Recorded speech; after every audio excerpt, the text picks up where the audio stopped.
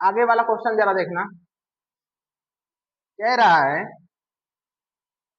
कि if theta belongs to 0 से π/4, if theta belongs to 0 से π/4, देन कह रहा है कि T1 इज इक्वल टू दिया है tan थीटा रेज टू कितना, tan theta. T2 is equal to बोल रहा है tan theta is equal to कितना, cot थीटा। और T3 इज इक्वल टू बोल रहा है कि cot थीटा और पावर कितना, tan थीटा। और T4 इज इक्वल टू बोल रहा है cot थीटा पावर कितना, cot थीटा। अब ये क्वेश्चंस ये हैं, ऑप्शन ये बोल रहा है, ऑप्शंस क्या है जरा सुनना। T1 greater than T2 greater than T3 greater than T4।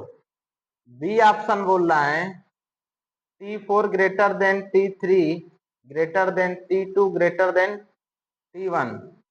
सी ऑप्शन बोल रहा है T3 greater than T2 greater than T1 greater than T4। D option बोल रहा है कि T2 greater than T3 greater than T1 greater than T4।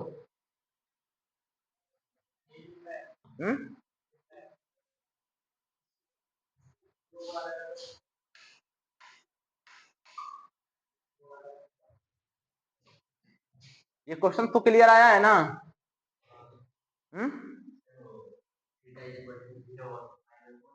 हाँ, theta 0 से π/4 के बीच में है।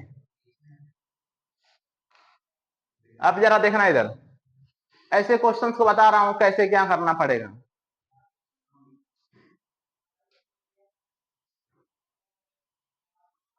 चलो जरा देखो तो, ये अगर थीटा बोल रहा है कि थीटा जो है वो 0 से कहाँ है, π/4 में है, मीन्स 0 से 45 डिग्री में है। आया ना? थीटा बोल रहा है कि 0 से 45 डिग्री में है। हम थीटा को एज्यूम कर लेते हैं, हम थीटा को एज्यूम कर लेते हैं कि theta is equal to 30 degree ले लिया। आई बात समझ में? Theta is equal to 30 degree ले लिया। थीटा जो है 0 से 45 डिग्री के बीच में वैरी करता है। आई बात समझ में कि नहीं?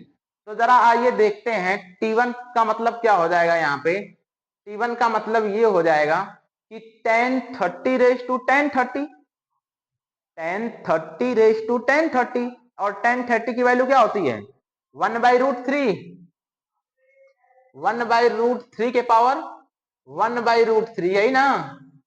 T2 क्या बोलता है, T2 बोलता है कि tan theta raise to cot theta. तो tan थीटा की वैल्यू 1/√3 और cot 30 की वैल्यू √3 होती है। आई बात समझ में? और T3 की जो वैल्यू बोल रहा है, T3 cot theta raise to tan theta बोल रहा है, तो cot थीटा की वैल्यू होती है √3 और tan थीटा की होती है, tan थीटा मतलब 30 डिग्री अगर रखोगे तो √3 के पावर कितना, 1/√3। और ये T4 लोगे जब, तो T4 क्या है, cot रेज टू cot है। तो cot थीटा मतलब cot 30 डिग्री की वैल्यू √3 और पावर कितना, √3। आई बात समझ में? ये T1 T2 T3 T4 दे रखा है। अब इसमें तुमको बताना है कि कौन सबसे बड़ा है। जरा देख रहे हो ऑप्शन को एक बार ध्यान से देख लो, कौन सबसे इसमें बड़ा है, इसको यही बताना है कि कौन से किस ऑर्डर में रहेंगे ये लोग। लेकिन अगर देखा जाए तो ये 1/√3 है, √3 की वैल्यू 1.7 ले लिया। तो 1 को 1.7 से डिवाइड मारोगे तो 1 से भी छोटा नंबर आ जाएगा। 1 को 1.7 से डिवाइड मारोगे तो 1 से भी छोटा नंबर आ जाएगा। अब 1 से छोटा नंबर आ जाएगा, उसके पावर कुछ करोगे तो उससे भी छोटा आ जाएगा। आया ना? तो ये तो ऐसे ही छोटा दिख रहा है, और ये भी जरा देखना 1 से छोटा नंबर आ रहा है। इन दोनों में मुझे कुछ लग रहा है कि कौन बड़ा होगा। दोनों नंबर 1 से बड़े हैं, ये दोनों बेस 1 से बड़े हैं। दोनों बेस 1 से बड़े हैं, जिसका पावर बड़ा होगा वही बड़ा हो जाएगा, वो लाया ना। तो ये 1/√3 है, तो 1/1.7, ये तो पावर 1 से बड़ा नहीं है, लेकिन ये पावर 1 से बड़ा है, इसका मतलब T4 सबसे बड़ा है। T4 एक ही ऑप्शन है बड़ा है, B option is correct answer. आई बात समझ में कि नहीं? जेई का पूछा गया क्वेश्चन से।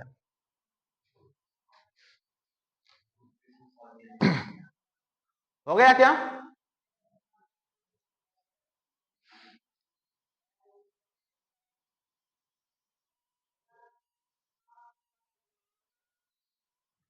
चलो बात आज चलते हैं आगे, जरा देखना, आगे जरा देखना, बड़ी इंटरेस्टिंग पॉइंट है, ढंग से समझना सारी बातें। है क्या पॉइंट, जरा देखना।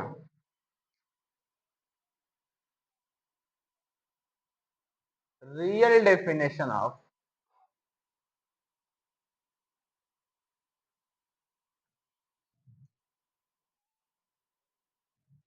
Basic trigo function. Trigo means trigonometry. हाँ,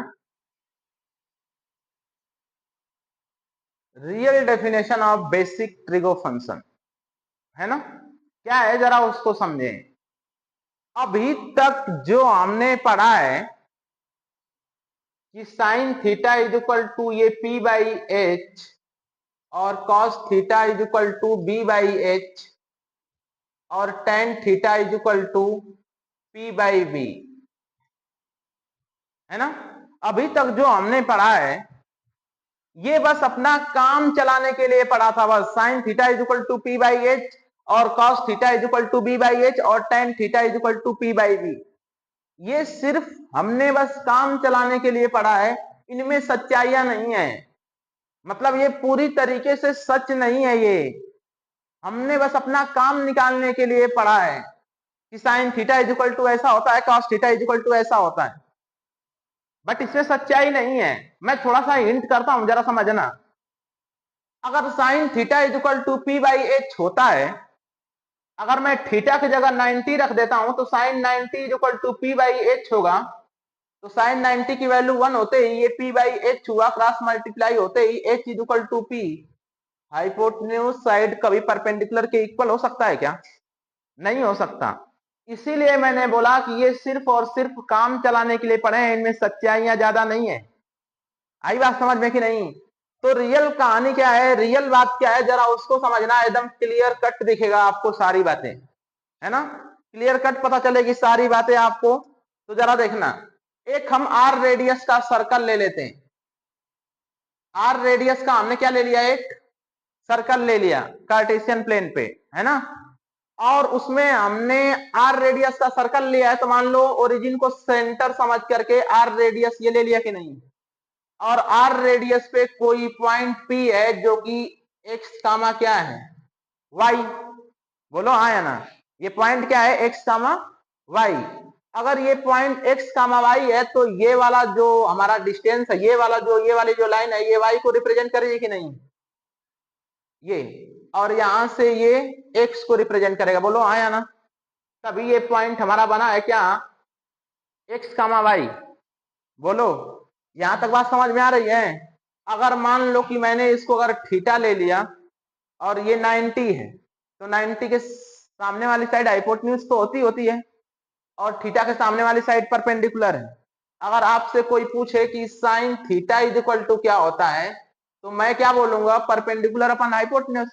तो परपेंडिकुलर क्या है, वाई बाई आर। और इसमें वाई क्या है, ये वाई कोऑर्डिनेट्स है कि नहीं, ये वाई कोऑर्डिनेट्स है कि नहीं, ये जो है ये वाई कोऑर्डिनेट्स है कि नहीं। आज के बाद अगर मुझसे कोई पूछेगा कि sine theta is equal to क्या होता है, तो अपन बोल देंगे वाई कोऑर्डिनेट्स अपान में आर। और इस सर्कल का जो रेडियस आर है, यहां भी आर रहेगा, चाहे ये पॉइंट यहां से यहां आ जाए, यहां से यहां आ जाए, चाहे कहीं भी इस सर्कल पे मूव करे, हमेशा रेडियस आर ही रहने वाला है। बोलो आया ना।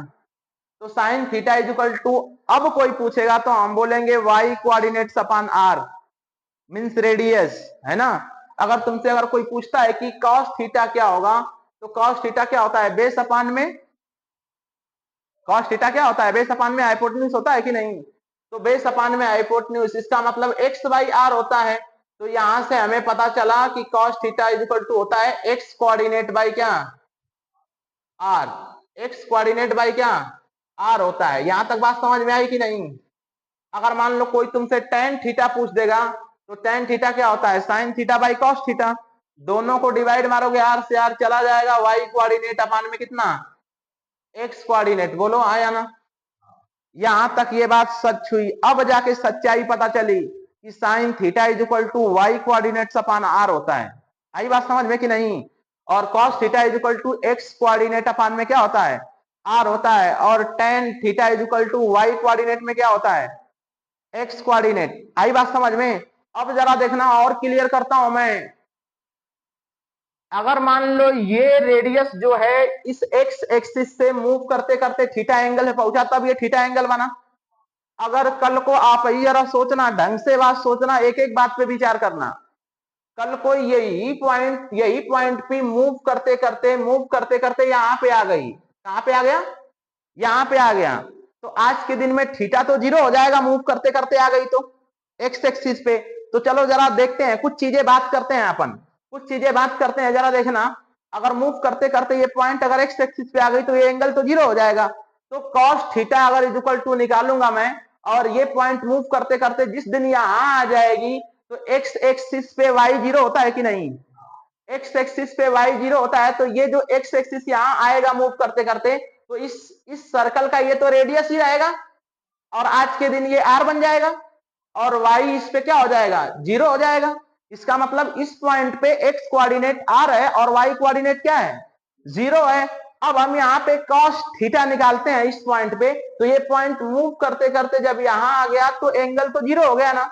तो cos zero is equal to हम क्या बोलेंगे, एक्स कोऑर्डिनेट बाई आर।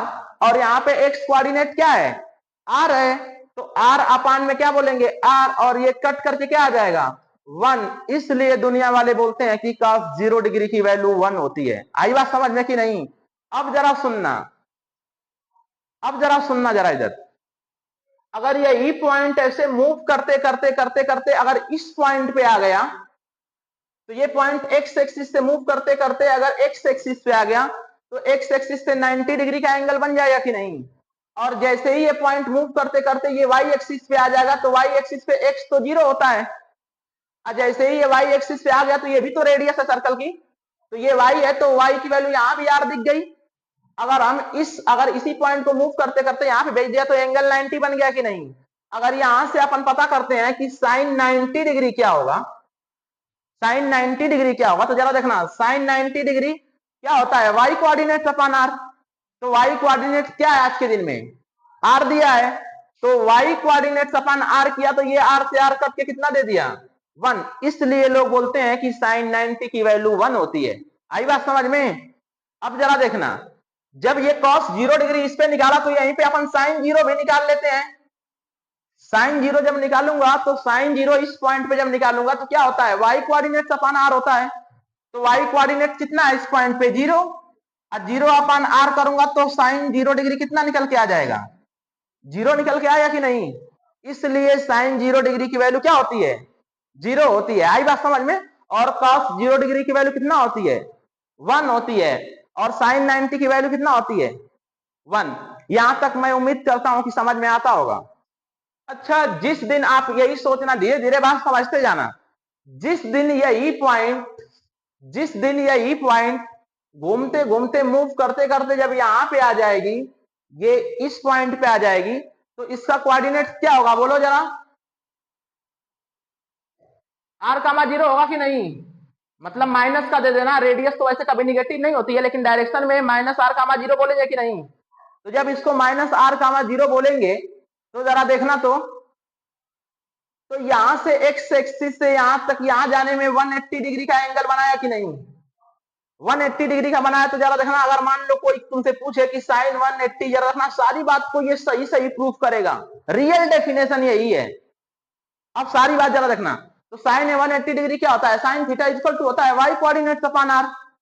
तो वाई कोऑर्डिनेट कितना है, जीरो है, और जीरो अपॉन आर करोगे तो क्या आएगा, जीरो आएगा। चला जरा देखते हैं कि cos 180 डिग्री इस पे, तो cos 180 डिग्री कितना होता है, एक्स कोऑर्डिनेट बाई आर। तो एक्स कोऑर्डिनेट खुद कितना हो गया है, माइनस आर। और अपान में आर, रेडियस तो कभी चेंज नहीं होगा, कहीं भी जाओ। तो ये आर से आर कट के कितनी वैल्यू दे दिया, -1।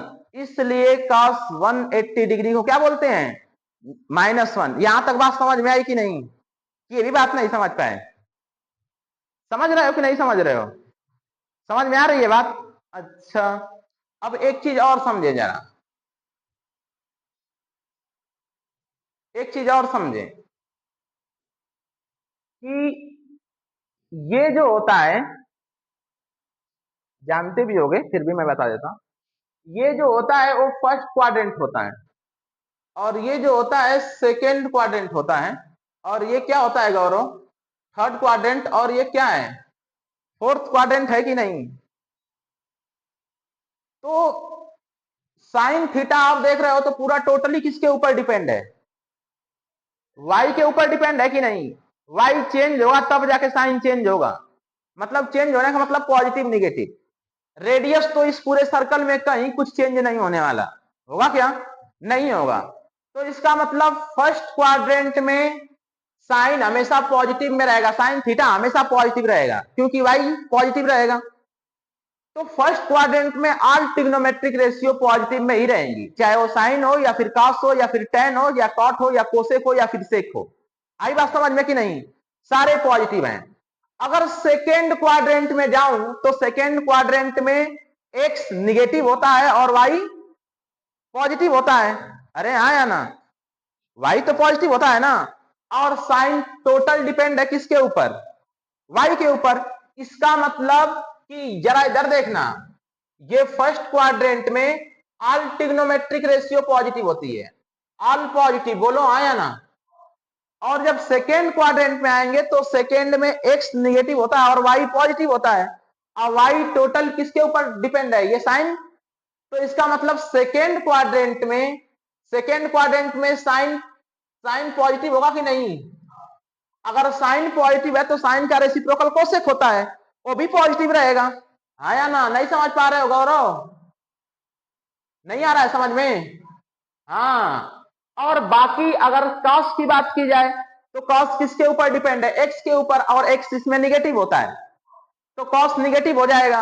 अगर कॉस निगेटिव होगा तो सेक भी निगेटिव हो जाएगा, इसका मतलब टेन भी निगेटिव हो जाएगा, एक्स के ऊपर डिपेंड है तो टेन निगेटिव हुआ तो कॉट भी निगेटिव हो जाएगा, बोलो हाँ या ना।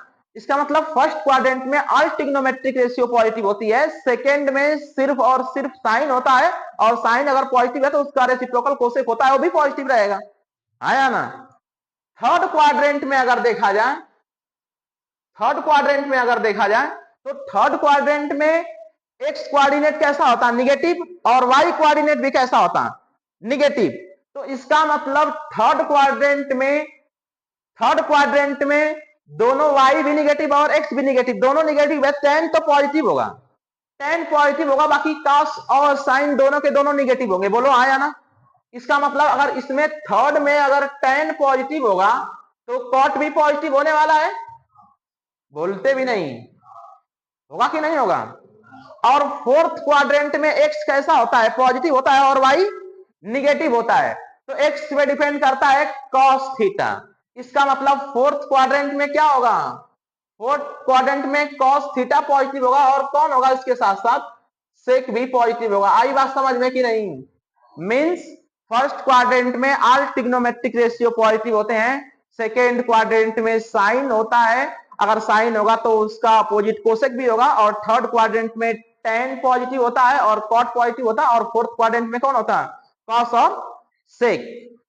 आई बात समझ में कि नहीं। इसको याद रखने के लिए इसमें ऑल ट्रिग्नोमेट्रिक रेशियो पॉजिटिव, और इसमें साइन वाला, अगर साइन पॉजिटिव है तो कोसेक भी पॉजिटिव होगा, और इसमें टेन पॉजिटिव है तो कॉट भी होगा, इसमें कॉस पॉजिटिव है तो सेक भी पॉजिटिव होगा। इसका मतलब after school to college, after school to college ऐसा बोल के याद रख सकते हैं। आई बात समझ में कि नहीं। ये अपना फर्स्ट क्वाड्रेंट, और ये सेकेंड में साइन की फैमिली पॉजिटिव होती है, थर्ड में टेन की फैमिली पॉजिटिव होती है, और फोर्थ में किसका, कॉस की। आई बात समझ में, इतना अच्छे से समझ गए होंगे मुझे ऐसा लगता है। आई बात समझ में कि नहीं। ये होती है रियल डेफिनेशन। वो तो हम काम चलाने के लिए सिर्फ पढ़े थे।